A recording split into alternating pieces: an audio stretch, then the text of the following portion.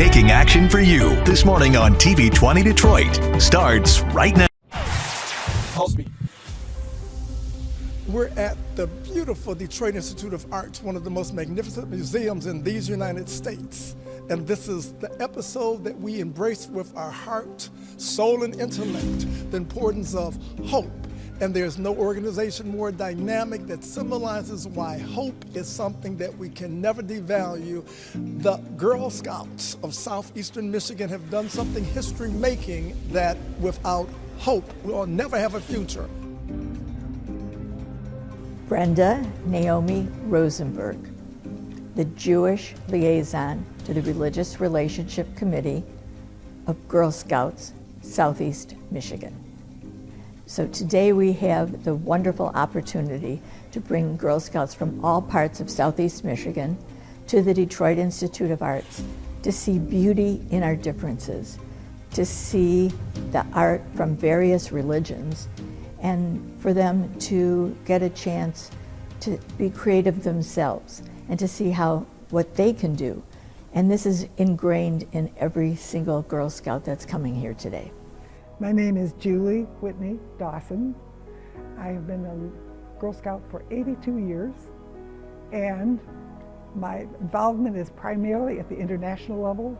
We're working globally to reduce hate and to change it into harmony and peace. Okay, thank you. Vanessa Harris. I'm a part of the Religious Relationship. And I'm also the leader of troop number 78476. I'm very passionate, first of all, for the opportunity to train and educate and empower young girls. This is phenomenal to me. And then to be here in the Detroit Institute of Arts with this fabulous building with all types of, as you mentioned, different religions, different cultures and countries. It's just phenomenal. And to bring these little girls into this space so that they can feel, just empowered and to understand the diversity that's here and to be a part of that weaving through, the corridors here at the museum is just fabulous. Whether you're looking at African art, Hinduism, or Islamic art, or just modern art. It's everything is here. I love it. It gives them an opportunity to understand, how important it is to be inclusive and to understand different people, cultures. Fun. I love the DIA. It's so fun. I get to be here with my friends, which is really nice, and I just like looking at the art and being able to see like the symbolizations and everything, and being here with my friends is really fun. So the most vivid and one I most remember was the Indian and Buddhist exhibit, because I asked one of the girls in our group if she had anything connected, and she also is a Buddhist, so it was really cool to hear from her point of view, and then to hear and see the video of their culture, and yeah, I think it was really fun. So my experience at the DIA today was fun. Well, the Egyptian exhibit had a bunch of cool things and sculptures. And well, first it had a part of my name, which I thought was pretty cool, and then I got to see a whole bunch of sculptures, which was really cool. So I'm not with Egypt all the time during the Girl Scout activities, but what got it for me was the top priority is they put God first. So with that, you can't go wrong. And then with just the cultivation and the leadership that they have, Egypt was, as a junior, she was responsible for assisting the brownies and all. I just love that. It's a peer-to-peer mentoring and leadership responsibility. I'm Suzanne Banty, and I am the chair of the Religious Relationships Committee of the Girl Scouts of Southeastern Michigan. I think because it's important to us to make sure that we look at the whole girl and try to create opportunities for them to grow and to learn. We are one of the only councils in the country who have started a volunteer interfaith group. And when we started it in the day, we talked about, well, do we call it interfaith? And there was a lot of discussion back and forth, and people felt like, no, we represent different religions and different faiths, and we're about relationships. that everything in life is about relationships, and so that's how we came to our name. And we believe that what we do is shaping the girls of the future. You know, our girls have to grow up and live in a global world that you and I didn't live in. And so sometimes they're afraid because they haven't been exposed to people or things that are different. And so one of the things that our group tries to do is promote that understanding of somebody who's different. I think there are so many fantastic things about this program. I think it brings good attention to the DIA as a whole. I think it's important to realize that there are so many different cultures and things you can explore just going in the DIA. You don't have to travel really like out of the country or something like that. And I think a high point for me in this was doing an activity with the girls where we sort of went around creating our own animal and showing that there are so many different parts that make up a person as a whole, and showing that we embrace those differences and that it makes us stronger and like who we are by embracing those.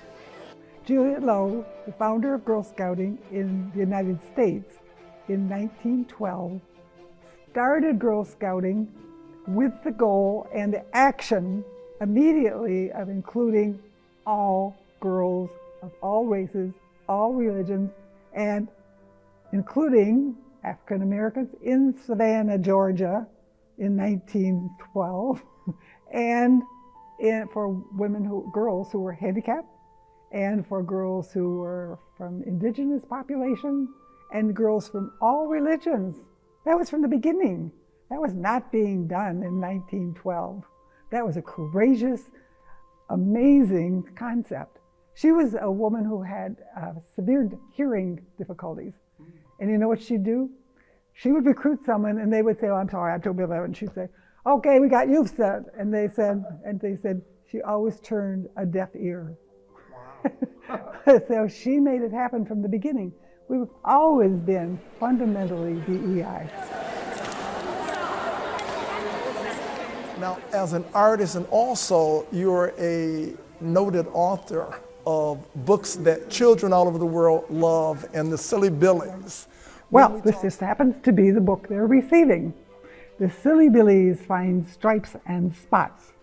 And the idea is the girls are going, the Silly Billies, who are imaginary characters, are going on a hike in Africa, and they find these animals, among of whom were a giraffe and a zebra. Stripes and spots, totally different. But they discover they can be friends. It's a very simple concept, but this is really not just for children. This is for adults too. But anyway, the point being, we want each girl to have a copy of this book and go home and think about what it means and talk about it with their troops. Have wonderful discussions about what does it mean and what can I do? How can I be a part of making this world one of harmony and, as I say, changing hate to appreciate, to celebrate. What a deal. I would like them to open their eyes and open their hearts to know that there is beauty in differences. Well, I want the girls to really feel that it's okay to be tough enough. It's okay to know self-defense. It's okay to be able to protect yourself. It doesn't mean that you're not beautiful, pretty, feminine, what other the women kind of adjectives are to describe someone. But you can be tough enough to build the bridge. And you need to be able to be that resilient. Everything doesn't go smoothly. There's always hardships and there's hazards in the way. But it's how do you jump over that hurdle? How are you willing to continue when you feel the whole world might be against you, but you continue? It gives you that, tough enough gives you the stamina to keep going and to make a difference and to be able to make a big difference. Each one of us can make a big difference in our world. And sort of realizing that you can appreciate, you can respect those differences, and still admire them, and sort of realize that you can have your own personal identity while being appreciative of others. I like to thank the Girl Scouts and the DIA for my experience with what I've learned today. My experience was really fun. I really enjoyed it with my troop. I've experienced a bunch of different cultures and different art pieces that have made a very big impact on me. It's been just a very big experience for me. I would just say join Girl Scouts, and it doesn't matter your age. Like, I see a lot of girls drop out when they're young, and no, follow it all the way up till you're high school. And like, I just think you should really take opportunity even when you get older and not just younger.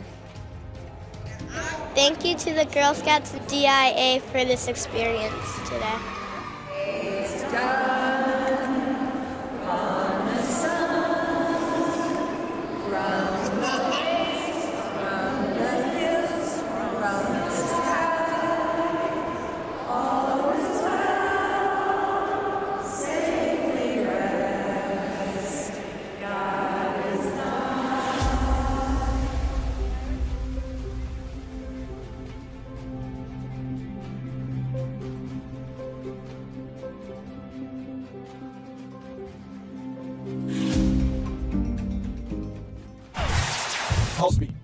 If you like what we're doing, please tell a friend, or if you want to see what we've done again, go to PulsebeatGlobal.com. That's PulsebeatGlobal.com. You can also go to our PulseBeat TV YouTube channel and you can revisit what we're doing. And once again, you can tell everybody that we're doing something that is so exciting that they wouldn't want to miss it. Remember PulseBeatGlobal.com or the YouTube channel PulseBeat TV.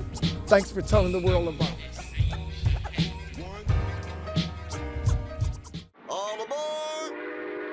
There's a new way to travel, and it's one of the oldest forms of transportation, travel by train. Yes, consider traveling around the United States on Amtrak. Traveling by train is a lot less of a headache than taking a plane, and you'd be surprised how many places you can go on an Amtrak. And there's no passports or IDs needed. Find out how to get where you're going as soon as tomorrow by train. Call the Amtrak Travel Hotline right now. We'll book your trip and email your tickets within minutes. Skip the drive to the airport and skip the lines. Call right now to book your Amtrak reservations. We service most of the United States. Do something new. Travel by Amtrak today. Find out how to get where you're going as soon as tomorrow by train. Call the Amtrak Travel Hotline right now. Call 855-827-5004. That's 855-827-5004. Again, 855-827-5004. If you're over 62, living alone, and have received a collection letter from the IRS, stop what you're doing and listen. You need someone that you can lean on and that will fight for you. Hi, I'm Matt Levy. I'm the founder of Ovation Tax Group. Every single week, we get thousands of American taxpayers the help that they deserve. The IRS is now more aggressive and efficient than ever at tracking down people who owe back taxes and have unfiled returns. They could already be preparing to seize your assets, including your pension, 401k, home, or even your Social Security. But here's the good news. You may qualify for special relief programs, especially if you are older than 62. Call us now. We specialize in helping seniors get relief from IRS collections, wage garnishments, and bank levies. In many cases, we can get tax debt completely forgiven, or at least drastically reduced, with a great repayment plan. Call us. We'll protect you, we'll fight for you, and we'll win for you. We're Ovation Tax Group.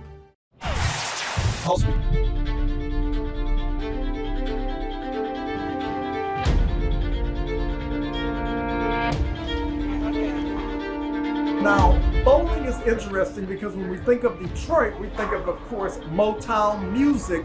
But then, am I correct now to know that people should think about Detroit also as Bowl Town, being a iconic place for bowling, and if that is true, how so? I think without a doubt that bowling is the capital of all of the world in the Detroit area. So I think you should combine both of them. That would be great. So everybody gathers together at the infamous Thunder Bowl, which is an iconic bowling alley in Allen Park, Michigan, to be inside and meet and greet and enjoy the great game of bowling and it's just caught on like wildfire in the city of Detroit and the surrounding areas. There's a great female bowler, and I used to bowl at Oak Park Lanes with her, and she practiced and practiced and practiced. Her name, I want to give her some prompts too. Her name's Cheryl Daniels. Great female bowler, and we were at Oak Park Lanes, I mean, from morning to night, just bowling and bowling and bowling.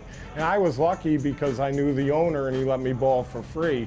So I kept doing it, and I was in business with my dad, and whenever I got into an argument with my dad, I went to the bowling alley because I wanted to be just left alone, and that's all I did. And bowling is like you get into a hypnotic state in mind, and when you can do that, you block everything out and you just repeat what you do over and over and over again. And the more you see these guys out there, they repeat every shot. And when they do that, that's when you bowl your best. In the world of bowling, certainly Detroit has a pedigree that is world class. So let the people know just a point or two why Detroit really could be considered not only Motown, but bowling town. Detroit has the most bowlers in the United States, if not in the world. I mean, it is the bowling capital of the world. For me to go in Detroit Bowling Hall of Fame a few years ago was the biggest honor of my bowling career.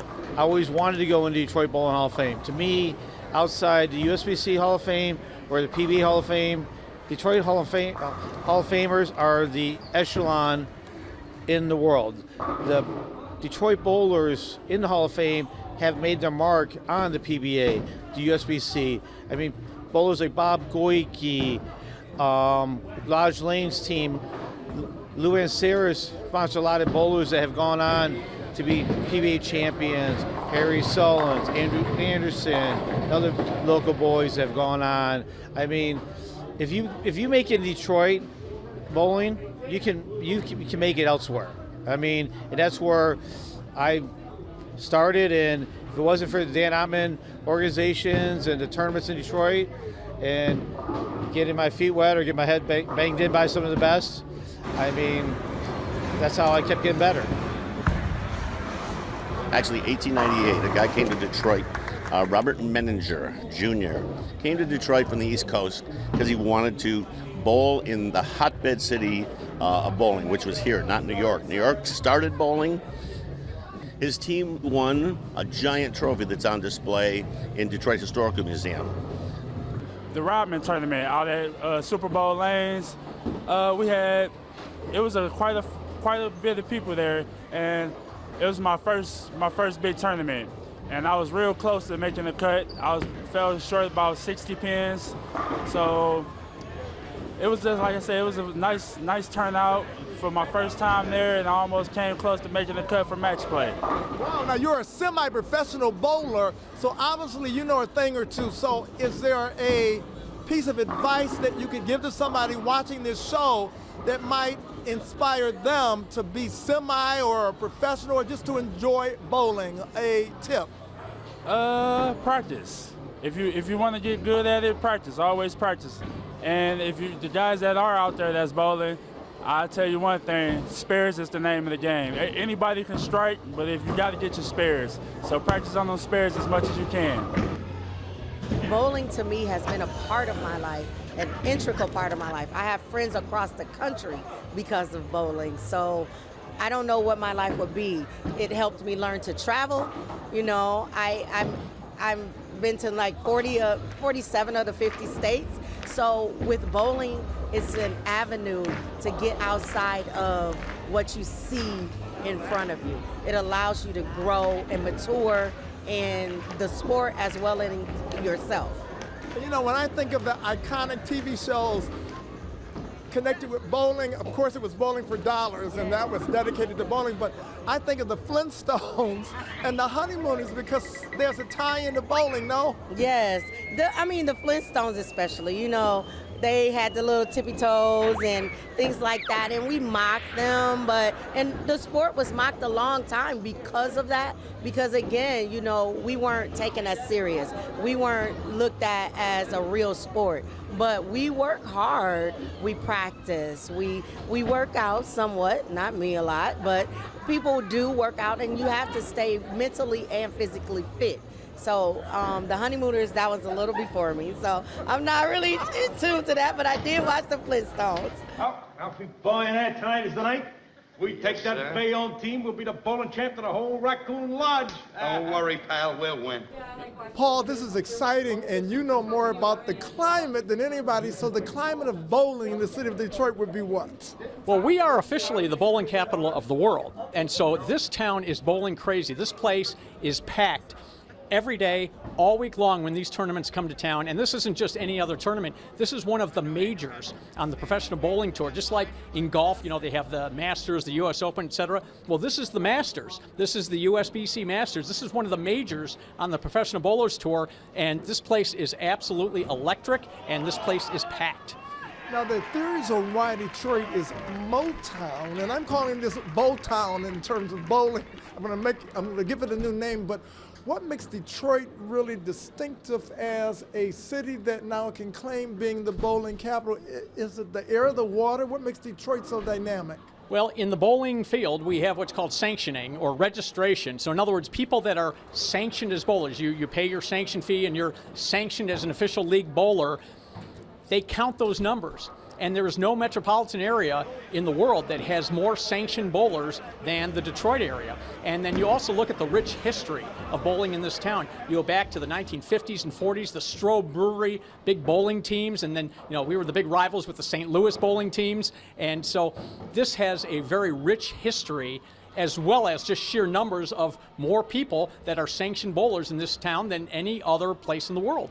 And the biggest change that you have seen in bowling in the age of AI as compared to bowling, and I know you're still a young guy, but you've been around long enough to see some. What are some of the changes that you think are the most dynamic since you saw bowling from day one to what is going on right now? Well, you have to look at the equipment. And back in the day, back in like the 50s and the 60s, bowlers were using basically hard rubber balls. The Black Beauty was the name of one of the balls. It was the most popular one used. And then they introduced plastic balls. And then they started getting into other materials like urethane and reactive resin, and also changing the core, the weight block in the center of the bowling ball. Bowlers today are able to bowl with more power and more hook on the ball than you could even possibly imagine 60 years ago. And so the equipment is the biggest thing. And the second thing I think is analytics. Bowlers are looking at everything. It's just like golfers when you do when you go to the driving range and you use the TrackMan and you're looking at all the analytics on the shots you're hitting at the driving range. It's the same thing with these guys. They're looking at spin, they're looking at flare, which is how much the ball is breaking and things like that. They are using technology to try and determine what is that best angle into that pocket to get a strike. And so between the equipment and the analytics, this sport has just jumped by leaps and bounds in terms of averages and ability over the past 60 years. Unlike golf, where if you hit a bad shot, you lose your golf ball and say goodbye to a $3 golf ball. In bowling, if you throw a bad shot, you get the ball right back. So it's actually a very affordable sport to play. It's a very fun sport. People do it well into their 80s and 90s. I mean, I've seen people in their 90s bowling really good scores. So it's a sport you can do. But the two things here in Michigan that have really helped the sport, one, bowling is now a sanctioned high school varsity sport. So kids can compete in bowling on the high school level, which is very exciting, and some of those kids actually get college scholarships for bowling. So that's number one. And number two, about, I forget, it was 10, 15 years ago, the state of Michigan passed a law banning smoking in interior, public buildings. And that meant bowling alleys too. So bowling is now what we can call a truly wholesome sport. Bowling alleys used to be giant ashtrays, but now there's no smoking in bowling alleys, and so it's a very healthy sport. It's a fun sport. It's great recreation, great exercise. I think this sport is something that anybody can do, and I just think it's here to stay, and the future is very bright. I'm going to be speaking on camera. See? How is that going to be any different than normal? Very true. You know, every time we come to Thunderbolt, the crowds are amazing, super into it. The atmosphere is electric, and you know, when you're a part of the show and actually in the finals, it's a whole different feeling, and it's absolutely wild, a lot of fun. Now, they say there's a special energy that comes from anything that happens out of Detroit, and when it's bowling, it goes just up several votes. So let us know why Detroit is so dynamic as a bowling city. Yeah, I mean, there's been a lot of history in the sport of bowling here in Detroit, and I mean, as you can tell with Strobel Arena and what's been built here, it's truly remarkable. And every time we've come to bowl here, like Marshall said, it's, you know, it just brings an extra level from the crowd. People love bowling in this city, especially in the Midwest overall. But it's a little extra feeling. We come here, big center, we got a big arena to compete in, and when you're a part of the finals, it's an electric field. Let's go, bud!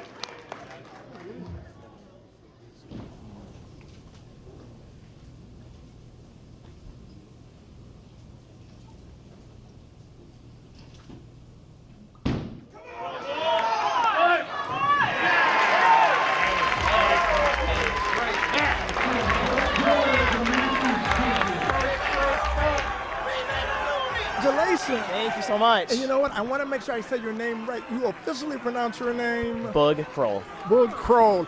And there's something about M. You're from Missouri, and this is Michigan. Yeah. So let us know about this win happening in the city of Detroit. We call it the bowling capital, Detroit. Yeah, this arena has so much history in it. We went downstairs and saw the original 2 lanes, and it's just crazy how much history is in this facility. And I finally bowled well enough to get myself to TV and eventually win this tournament.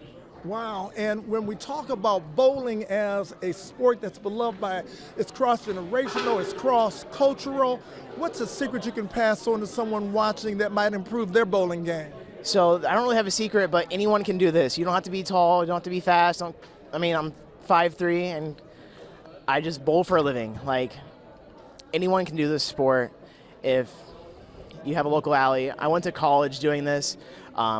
I earned money through tournaments when I was a youth. Anyone can do this, and it's just an incredible game that we all can play. Now, you've got a technique, the double-handed in the most positive way. Let the audience know, how did you develop that? Did it come to you, or did you come to it? Yeah, so I started bowling at a very young age. Every bowling ball was way too heavy, so I added the extra hand to help myself, and now it's created this, and we saw Belmo do it, and Oscar Palermo, he made the first TV show. And I just stuck with it, and now we're a major telecast champion. You are now the USBC Masters champion. So let us know what you're feeling in this moment that you can let the world know now as the champion, the Masters champion that happened in Detroit, Michigan. Yeah, so this is an incredible feeling.